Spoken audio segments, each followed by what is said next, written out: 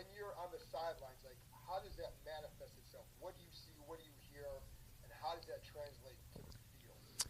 The belief they have, John, for one another, I think that's where this, not just belief in yourself, but belief in the person that's next to you. I think that manifests itself into like this. It's not a 12th man, but there's tangible. You can feel it in these moments that the support is there for the next guy to make plays, whether it was OZ or Diami or Marshon on a big 2nd-and-1 stop. John, just different guys, and there's belief, and they expect that person to make it, John. So that's how it manifests itself, where it's not just one player, but just knowing when counted on and called upon, those guys are ready to deliver. This might be a silly question, but it's been a long time here since this franchise has had a quarterback like Jake. Maybe now. When you have a quarterback like that, obviously when you see the stats and the tangible results, but what kind of lift, energy does a quarterback like that provide a franchise? It's a lot, honestly, because Jaden has such poise in these winning time moments, John, and that is contagious as well. I was thinking of we were talking earlier with one of the coaches. He has such poise, and one of my friends that I coached with in the 90s at Hofstra was Jay Wright, and it made me think of the championship game of Villanova and UNC. And if you watch, there's a clip of Jay right before the three-point shot goes off. He says, bang, turns and walks, to shake one of the guy's hands. And Jaden has poise in these moments where he doesn't go wild after or lose his cool. He just has real poise in that spots, and it's the same whether it went well or didn't, and that's really hard to do.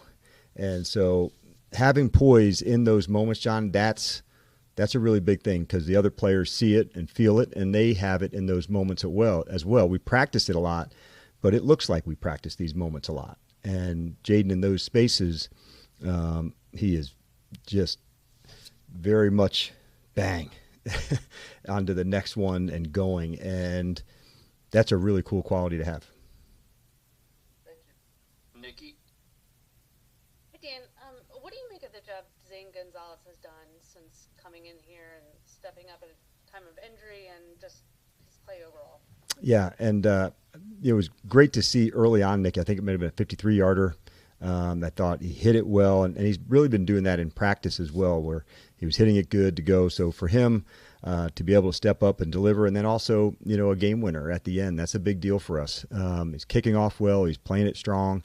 So, yeah, he's off to, on both sides, whether it's the kickoffs, because we have the most kicks in the league that are returned, and that's by design. And so that's also a big part of what he does. And so you don't want to leave it too early, Nicky, on some of these kickoffs. You want it right in that spot where it's, the person has a chance to go. And that's a difficult thing to do from that far away. So I thought that's another part of the game that maybe doesn't show up all the way on the stat sheet, but it's really important to our field position starting. And then just two injury-ish related questions. How did Zach Ertz come out of the game physically? And where is Marshon at just with his hamstring? Does he have the lateral quickness, the speed, everything he wants to do on the field? Is he able to do all of that where he's at? It sure looks like that to me in terms of like the competitiveness, the strength. We're still honestly working back all the way into it. So there's an element of that just from like doing the right thing to make sure we don't overload it into that spot. So it's a fine line to do that, but certainly like all he brings to us as a competitor, that's such a big deal for us, Nicky.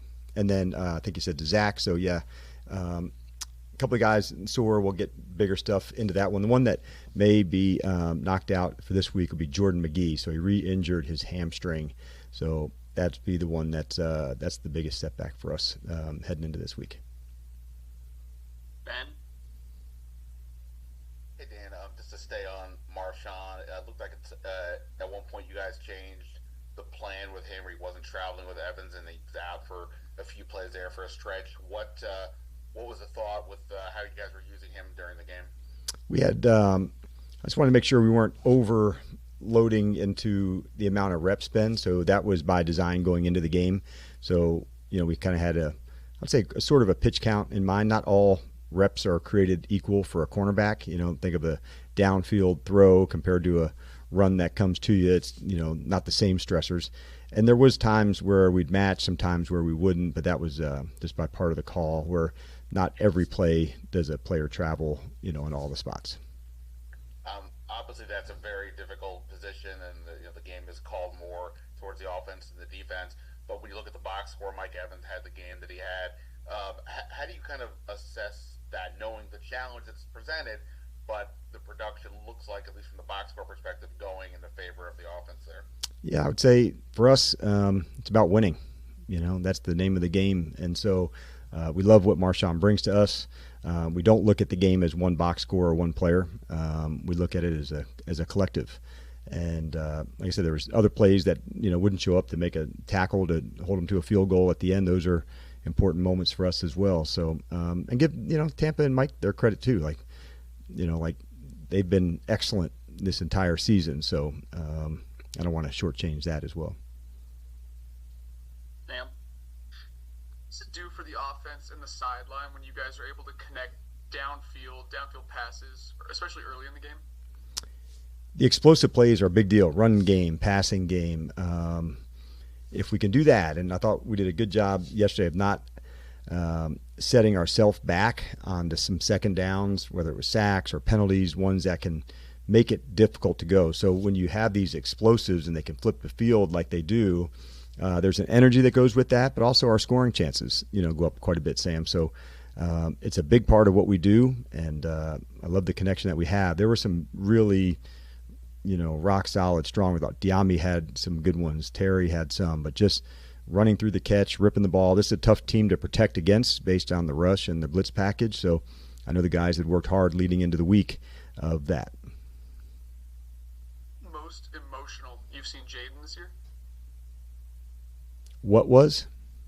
Yeah, is there a specific time that stands out? Probably when Marcus threw the game-winning touchdown pass in Dallas. Like, he was the most emotional in these other moments where he's the one in charge. Like, he's iced up, man. Like he ain't letting you into that. Like, inside the lens of that helmet, like, he's a killer. So the most emotional I've seen him is his joy for Marcus into that spot, to let that emotion and happiness out for a guy that means a lot to him. Thank you. David Aldridge? Hey, Dan. Obviously, the running game was not as productive as you would like. Correct. How much of that was offset a little bit by the fact that you went to Austin and B-Rob a lot out of the backfield, and you kind of got short passes that had the same effect really as runs? Yeah, that's the key, Dave. We thought if we could get over 50 in completions and runs, that would be the thing. We were going to work hard at time of possession where they couldn't play keep away from us. And so some of that had some fourth downs to go for it as well. Could we be, bold enough in those spots to extend the drives to go? But you're right. In this game, it was going to be about space, and could we get the ball out in space to, try to make some plays that way because of the zones and the zone pressure. So when it's more man-to-man, you don't do that as often just because they're matched more quickly. So we thought that would have been one of the ways we try to go attack. They played some man-to-man as well, but it's a tough defense to go against. But we thought that would be our best way to get completions and to make sure we're getting the ball in play. That was kind of the phrase that we were, not the sacks or the negative plays. Get the ball to the guys and get it in play.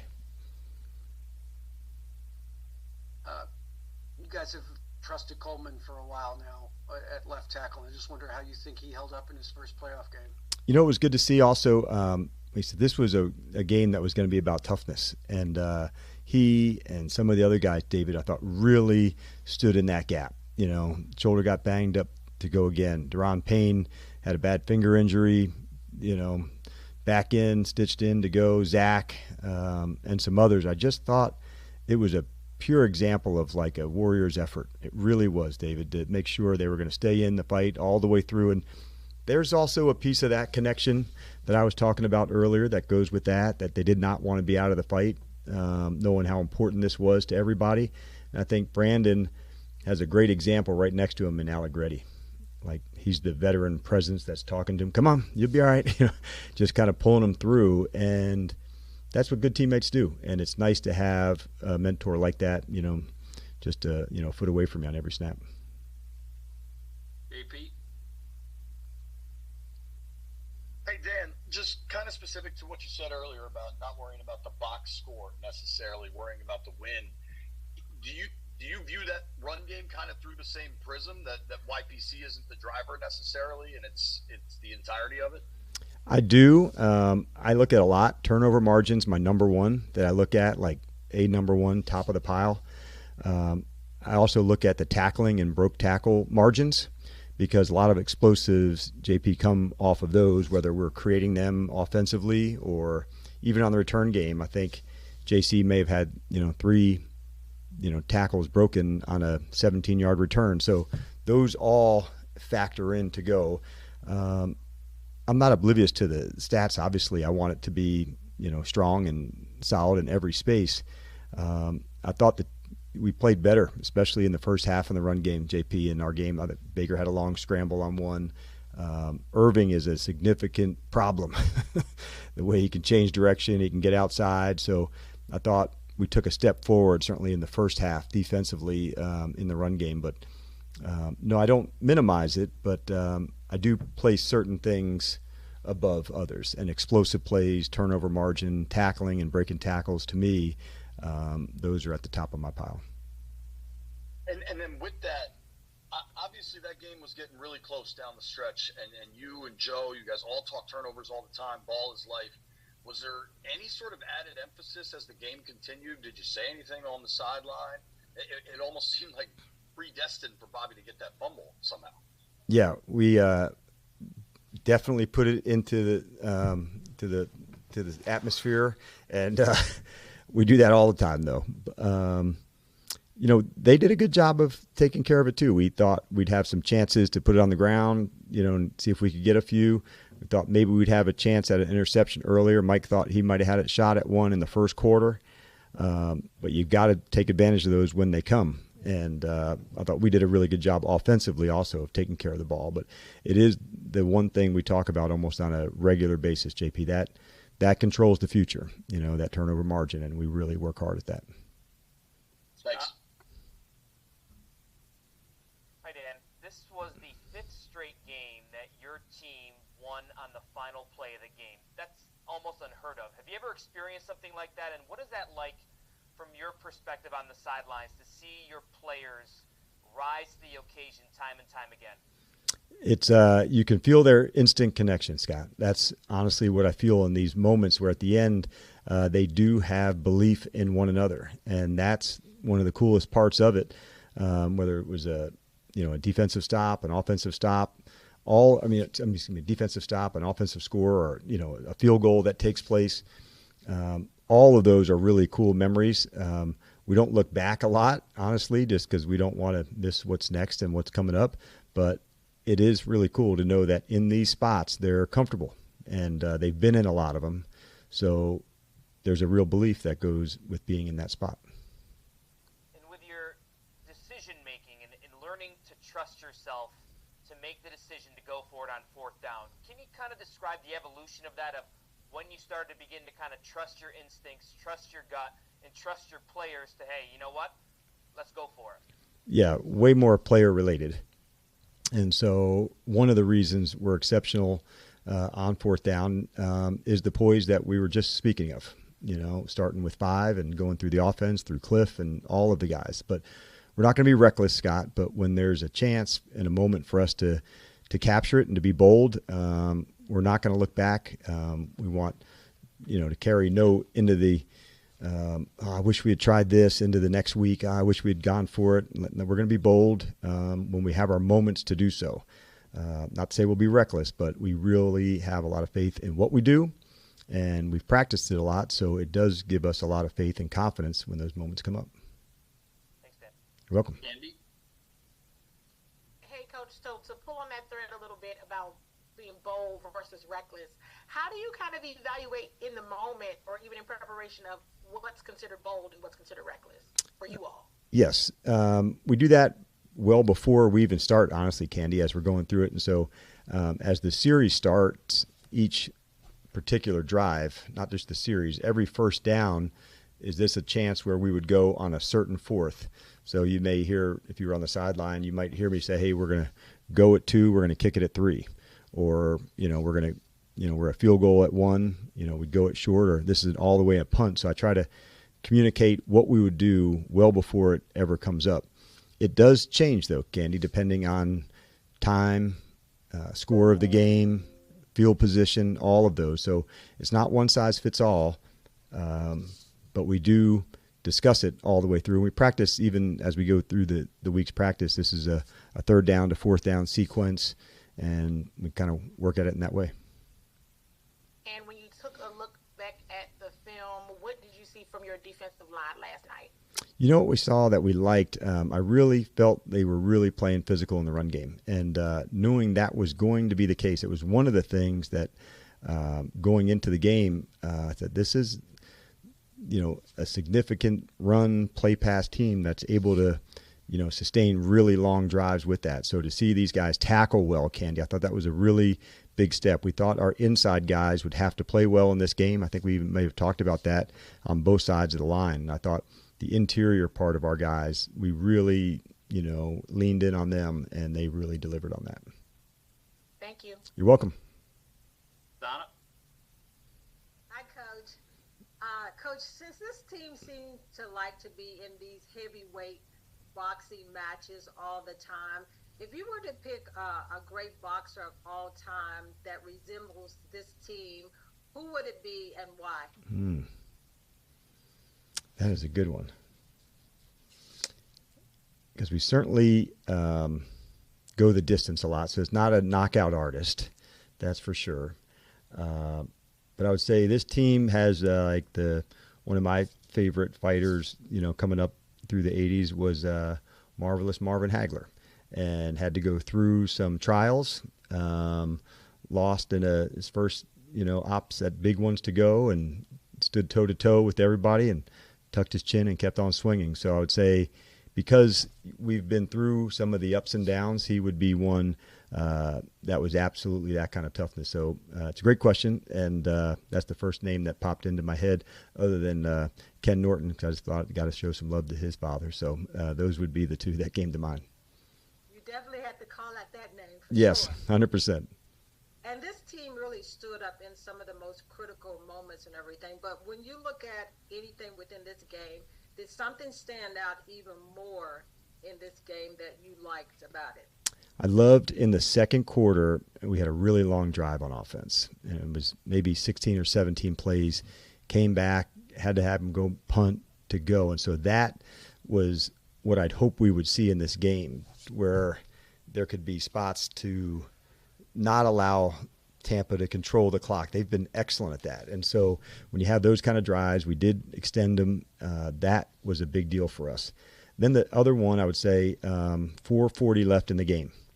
And so not to give the ball back, 4 minute is something that we spent a lot of time on, because although it was a tie game, it was once you get into field goal range, it really turned into last possession. So to see the guys deliver, I thought, what a big play by Austin. I think there was actually right at the 2-minute mark on the pass that kind of put us into field goal range, and then the 3rd and 2 that Jaden converted with his legs to be able to use up more clock. That was a big deal. And so I think those would be the two that come to mind, Donna. We knew we had to have some extended drives, so we couldn't allow them to have all the time of possession. And then the finishing mindset with 4.5 minutes to go, to not give it back to them with that defense, that's a really big deal. Thanks. Appreciate it. You're welcome. Why not? Dan, what do you make of the challenge that the Lions possess, and how much does the short week kind of affect your preparation for facing a team like that? Well, we'll start from the backwards part of it. As far as the preparation goes, Steve, we're okay on that. We have a real process we go through. So tomorrow for the players would be like a Wednesday for us. So it's a short game, Monday games, Sunday games. We're all pretty equipped of how to adjust the schedule for that. So that part, it's a process that we like to go through. So we won't back off of that, not one bit. As far as the challenges that go, quite a bit. Just in terms of the way they play, the style, the attitude, they're a high-flying and scoring offense, but they're also in the run game, one of the very best at that. So they've generated a lot of explosive plays this year. And that alone, we had just talked about that, of being able to work the ball down the field, that's difficult. And so a lot of challenges, whether it's speed and ability at wide receiver, or the running back tandem, the quarterback who can rip it, an excellent O-line. Defense plays a lot of man-to-man that plays aggressive. So we'll definitely have our work cut out for us. We're just, beginning the whole process of it now, Stephen, so we don't have it all the way through. But as far as the process goes to get ready, we're comfortable, early, late, however we got to get down. Thank you. Thanks, Coach. Appreciate it. All right, you guys have a good one. See you tomorrow. Thanks, Dan. All right, see you.